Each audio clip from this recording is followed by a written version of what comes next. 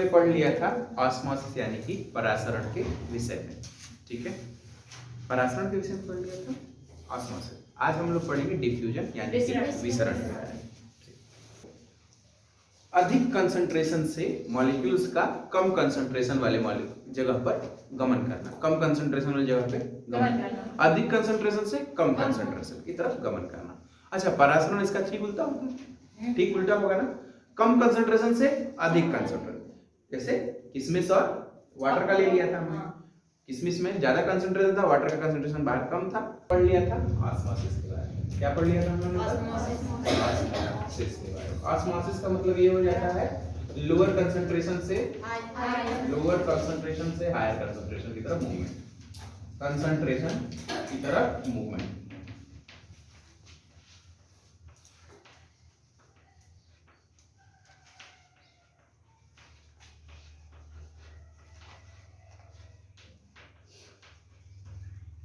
Concentration की तरफ movement हो जाएगा, ठीक है।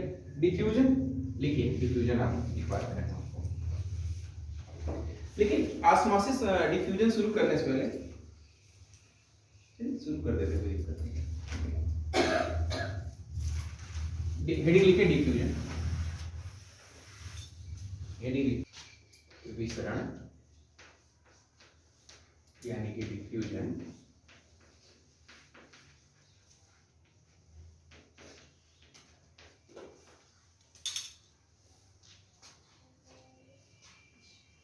उच्च सांद्रता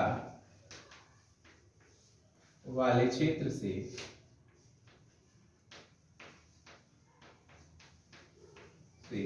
निम्न सांद्रता वाले क्षेत्र की तरफ गमन।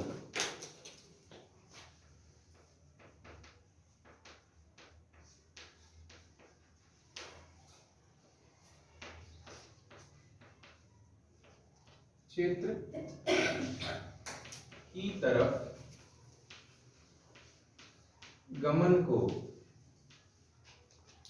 तो डिफ्यूजन कहते हैं, तो डिफ्यूजन यानी कि विसरण कहते हैं। डिफ्यूजन का हिंदी अर्थ सबको पता है ना? डिफ्यूजन का मतलब विसरण है। डिफ्यूजन कहते हैं, डिफ्यूजन कहते हैं।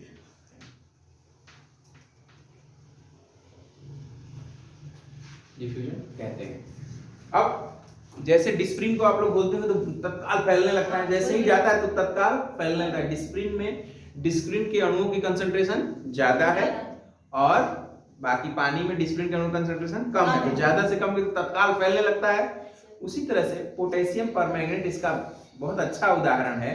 पोटेशियम परमैंगनेट लाल दवा जो कुआं में डाला जाता है पानी को साफ करने के लिए, उसको क्या है, जैसे ही उसके कण को आप गिलास में डालेंगे तत्काल ही उसमें से फैलने लगेगा, पूरे पानी को वो धीरे धीरे लाल कर देगा। इसका उदाहरण नोट करिए, पोटेशियम परमैंगनेट। उदाहरण है KMNO4, KMNO4।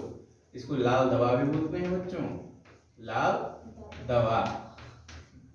Potassium permanganate, potassium permanganate.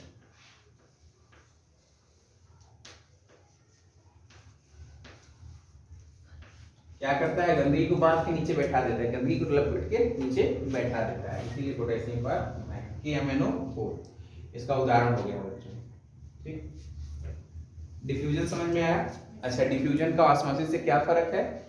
Diffusion और ऑस्मोसिस में क्या अंतर है? सर ये मतलब हाई कंडेंसेशन से लो कंडेंसेशन की तरफ जाता है विसरण, और वो लो कंडेंसेशन से हाई कंसंट्रेशन की तरफ जाता है, हाई कंसंट्रेशन की तरफ जाता है तो विसरण हो जाएगा। विसरण नहीं सर, फिर से बताओ, देखो मैं बता दे रहा हूँ। ऑस्मोसिस कहेंगे लोअर कंसंट्रेशन से मूवमेंट होगा, हायर होगा। डिफ्यूजन होगा हायर कंसंट्रेशन से लोअर कंसंट्रेशन। तो जो हमारी कोशिकाएं हैं बच्चों, जो हमारे शरीर में ज्यादातर काम विसरण के द्वारा होते हैं। शरीर में अंदर ज्यादातर कार्य किसके द्वारा होते हैं? विसरण के द्वारा। क्या मतलब? शरीर में प्रोटीन की कमी हुई तो बाहर से हमने प्रोटीन खा लिया, बाहर से हमने प्रोटीन खा लिया, तो प्रोटीन बाहर ज्यादा था अंदर आ गया, और अंदर कोशिका में कम था तो बाहर से अंदर चला है, बाहर से अंदर चला है सेल मेम्ब्रेन के द्वारा, ठीक है। विटामिन की कमी हो गई, डाल दिया विटामिन, कंसंट्रेशन ज्यादा है बाहर, हमने खा लिया तो धीरे धीरे कोशिका ने उसे एब्जॉर्ब किया, कोशिका ने अपने आप एब्जॉर्ब कर लिया। इसको कहते हैं डिफ्यूजन यानी कि विसरण के द्वारा शरीर के अंदर पहुंच जाती है चीजें। ठीक, अच्छा, जब पहुंच शरीर की बात हुई है तो दो शब्द आएंगे, एंडोसाइटोसिस और एक्सोसाइटोसिस।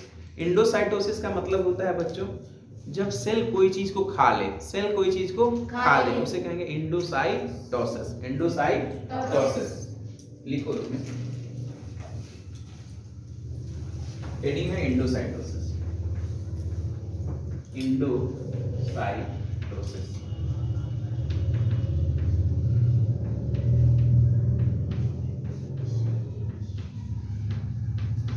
एंडोसाइटोसिस क्या मतलब हुआ? जब कोशिका, लिखते जाइए, जब कोशिका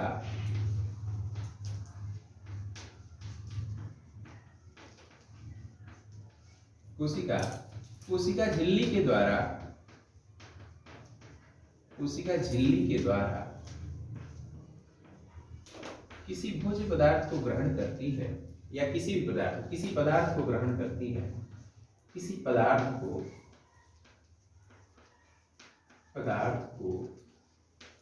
ग्रहण करती है,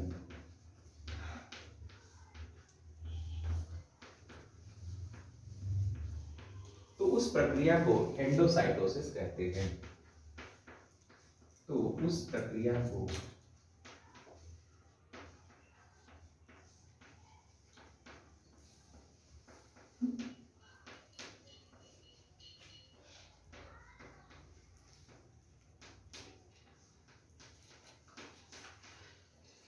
एंडोसाइटोसिस कहते हैं।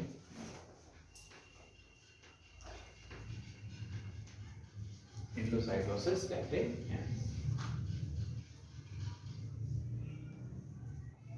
ठीक है, अब बच्चों ऐसा भी हो सकता है कि वह मटेरियल जो है ठोस हो, ऐसा भी हो सकता है वह मटेरियल द्रव हो, ठोस और द्रव, यानी कि पदार्थ की प्रकृति पर एंडोसाइटोसिस दो प्रकार से हो सकती है। ठीक है, लिख लीजिए, पदार्थ की प्रकृति के आधार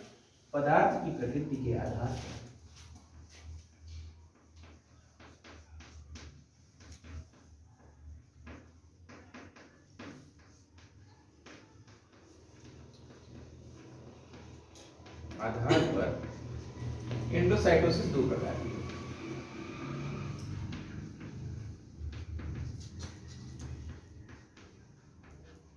दो प्रकार की होती है।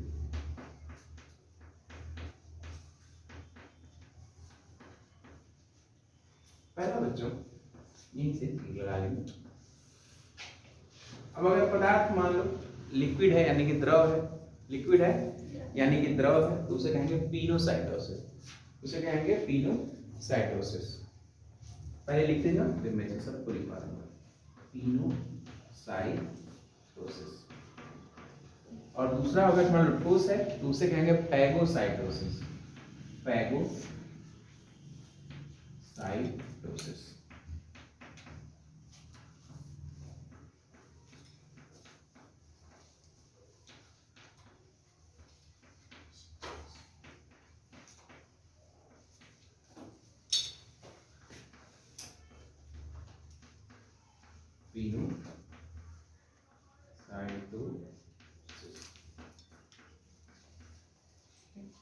लिख लीजिए इसमें, यदि ग्रहण किया जा रहा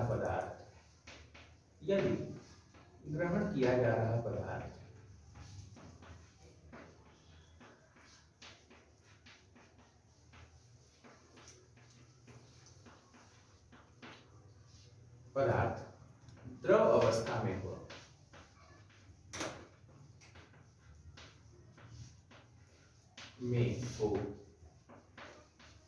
तो इसे पिनोसाइटोसिस कहते हैं। समझ में आ रहा है बच्चों?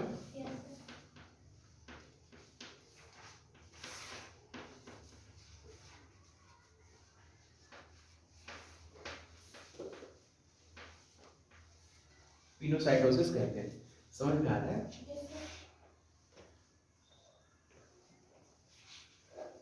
यहां पे लीजिए, यदि ग्रहण किया जा रहा पदार्थ क्या हो, किस अवस्था में होगा यहाँ पर?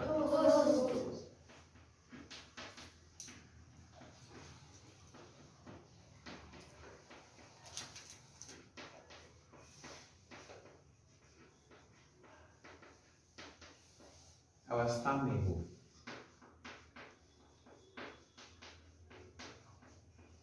तो उसे फैगोसाइटोसिस कहते हैं। ठीक है, क्या कहेंगे इसे? फैगोसाइटोसिस। हिंदी इंग्लिश दोनों में लिखा हुआ, देख लीजिए।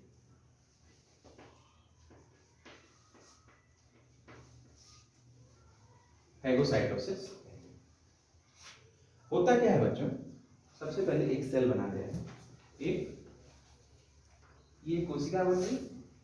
देखो बच्चों क्या हुआ, एक ठोस कण आके क्या हुआ, कोशिका झिल्ली पर चिपक गया, कोशिका झिल्ली पर आके चिपक गया। कुछ दिनों के बाद, मतलब कुछ समय के बाद से हम ये देखेंगे कि कोशिका झिल्ली यहाँ से थोड़ी धंस सी गई, थोड़ी धंस गई। तो धंस जाएगी तो ये जो मटेरियल है, जो ठोस पदार्थ है, उसके अंदर आ जाएगा, उसके अंदर आ जाएगा। दिखाई दे रहा है? ठीक है, अब क्या हुआ, और एक अगले स्टेप में फिर देखेंगे बच्चों हम लोग कि ये जो कोशिका झिल्ली है वापस जो है इतना ज्यादा धंस गई, थोड़ा सा धंस गई, और वो जो मटेरियल है वो अंदर आ गया। वो जो मटेरियल है कोशिका झिल्ली के घिरा हुआ अंदर की तरफ दबते दबते ऐसे हो गया।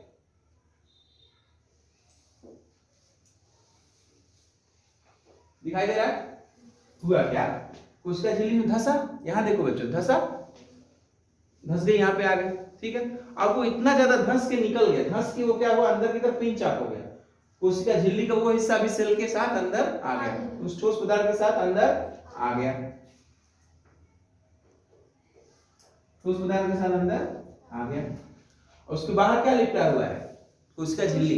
भाई वो हिस्सा तो टूट गया ना कोशिका झिल्ली का, जो कोशिका झिल्ली से चिपका हुआ था वो हिस्सा भी अंदर की तरफ ले लिया, वो हिस्सा भी अंदर की तरफ ले लिया। फिर क्या हुआ, अगले फिगर में आप देखेंगे कि कोशिका झिल्ली तो नॉर्मल हो गई, कोशिका झिल्ली तो नॉर्मल हो गई, और ये जो हिस्सा है वो अंदर की तरफ ले लिया गया है, अंदर की तरफ। लेकिन इसके बाहर भी लिपटा हुआ है कोशिका झिल्ली का ही हिस्सा, कोशिका झिल्ली का ही हिस्सा।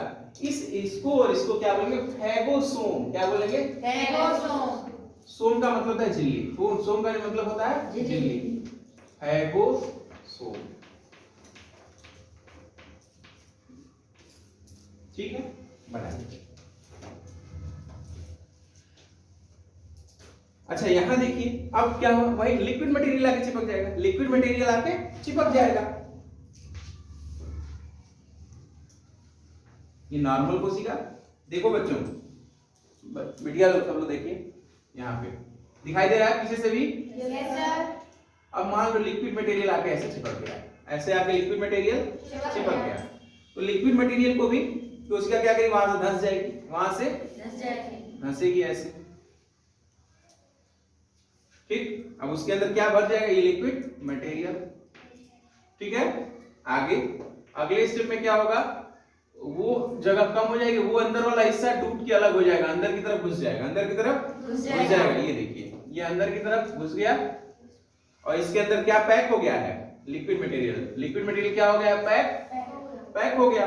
फिर कोशिका जो है यहाँ से क्या होगी, कोशिका फिर नॉर्मल हो जाएगी, कोशिका क्या हो जाएगी, नॉर्मल हो जाएगी।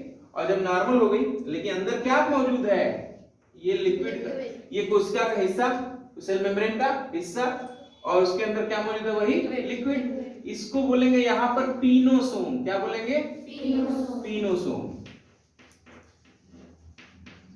पीनोसोम। सबको समझ में आ रहा है बेटा? तो जब लिक्विड पदार्थ आ रहा है तो उसे पीनोसाइटोसिस, अंदर क्या बन जाएगा, पीनोसोम। जब ठोस पदार्थ आ रहा है तो उसे फैगोसाइटोसिस, और अंदर कौन सा सोम बन रहा है, बेसिकली क्या बन रही है, फैगोसोम, फैगोसोम। लिख लीजिए, मिटाएं।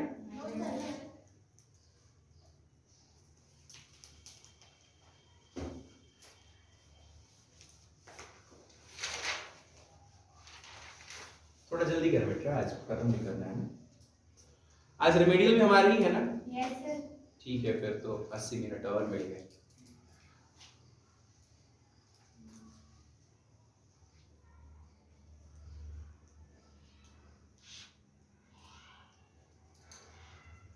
ये ऊपर का हिस्सा मिटा दे रहे हैं।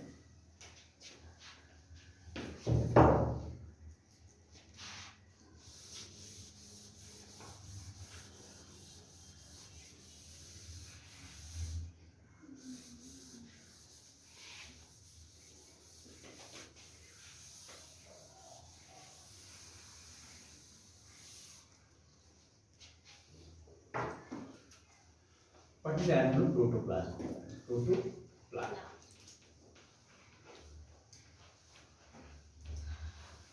जिसको बोलेंगे जीव द्रव्य। क्या बोलेंगे? जीव द्रव्य। जीव द्रव्य प्रोटोप्लाज्म। मिटा दे बच्चों, नीचे का हिस्सा मिटा दे।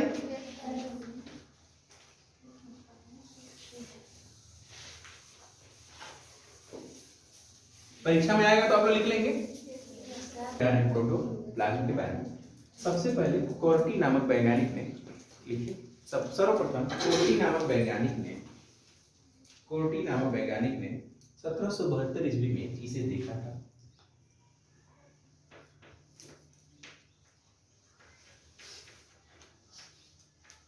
कोर्टी नामक वैज्ञानिक ने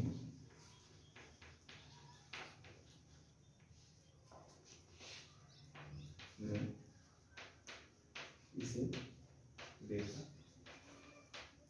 कब देखा था?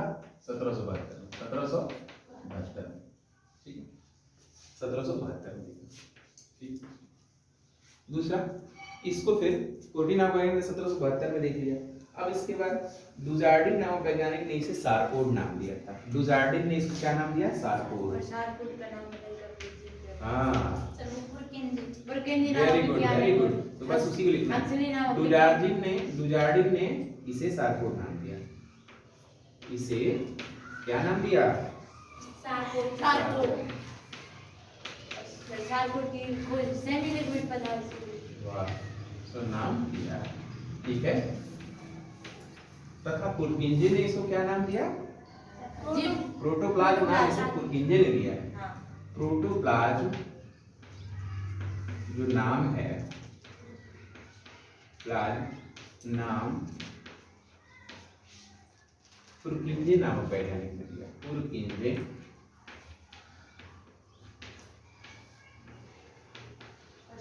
हक्सले नामक वैज्ञानिक ने जीव द्रव्य को जीवन का आधार बताया। वाह, पुरकिंजे नामक वैज्ञानिक ने दिया।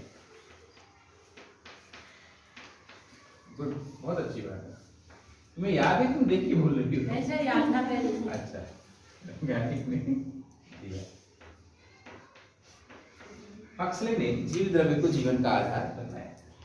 हक्सले ने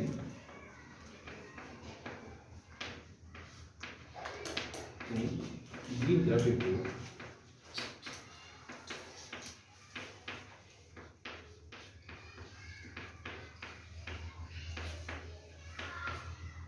जीवन का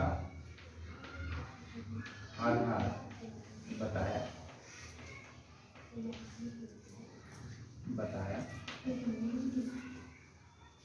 हाँ,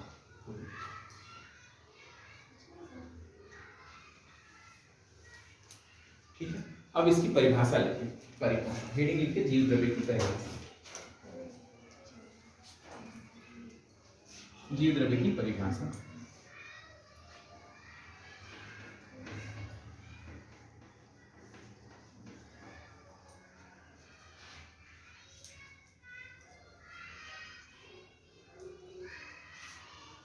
प्रोटीन, वसा, कार्बोहाइड्रेट,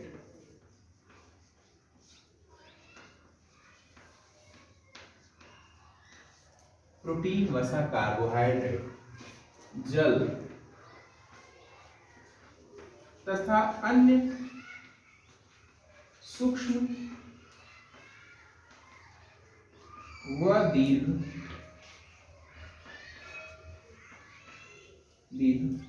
पदार्थों से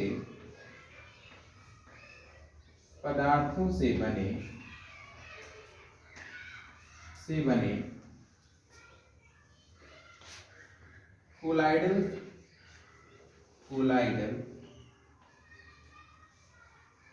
पदार्थ जिसकी लंबाई 0.2 से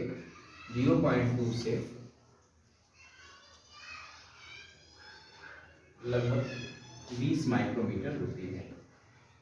कोलाइडल पदार्थ को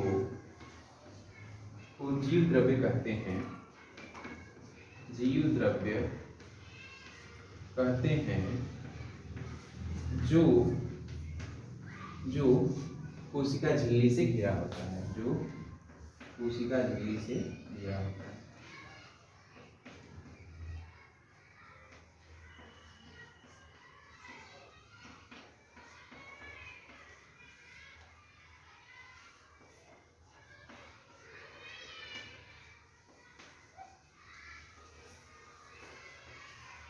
जो कोशिका झिल्ली से घिरा होता है।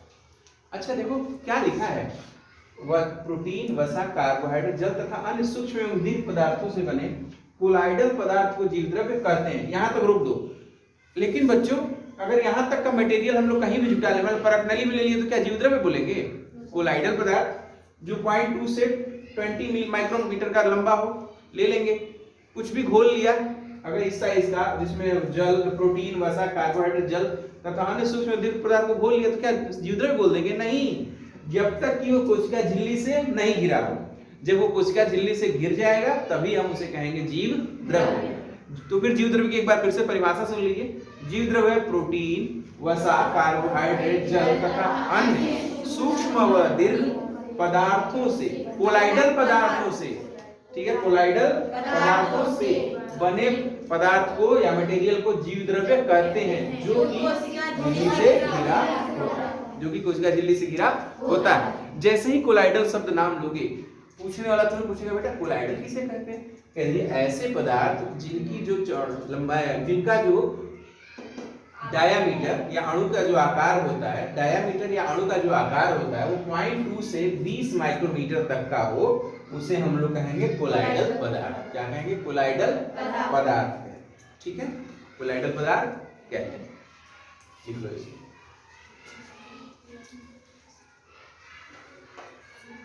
अब तो बच्चों ये भी माना जाता है कि ये जो जीव द्रव्य जो है कोशिका भित्ति से घिरा रहता है, और कोशिका भित्ति से घिरे रहता है, इसके अपने आप इसके अणु जो है आपस में घूमते रहते हैं, इसके अणु आपस में घूमते रहते हैं। इसीलिए प्रूफ होता है इसी से कि यह जीवित है, यह जीवित है। जो मर जाएगा वो घूमेगा? नहीं घूमेगा ना। तो जो कोशिका भित्ति से घिरा हुआ कोलाइडल पदार्थ है उसमें हमेशा गति होती रहती है। उस गति को साइक्लोसिस कहते हैं, उस गति को साइक्लोसिस कहते हैं। लिख लो, फिर छोड़ते हैं आप सबको। कोशिका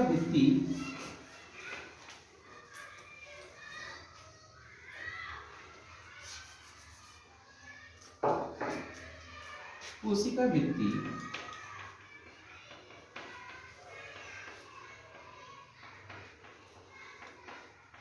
बार बार भित्ति आ रही है, झिल्ली हो, कोशिका झिल्ली, कोशिका झिल्ली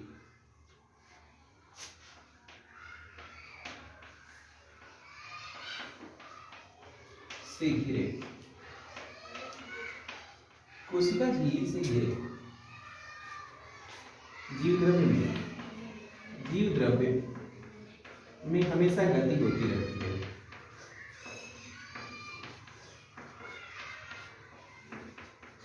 गति होती रहती है।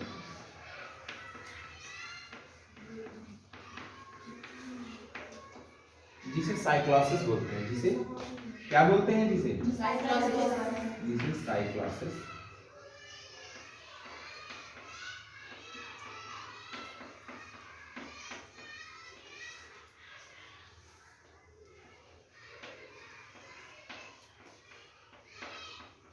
जिसे साइक्लोसिस कहते हैं, जिसे साइक्लोसिस कहते हैं। ठीक है, जिसे साइक्लोसिस कहते हैं। नेक्स्ट क्लास में हम लोग जीव द्रव्य के भौतिक संरचना के बारे में अध्ययन करेंगे। हाँ, तो नेक्स्ट क्लास की बात करेंगे।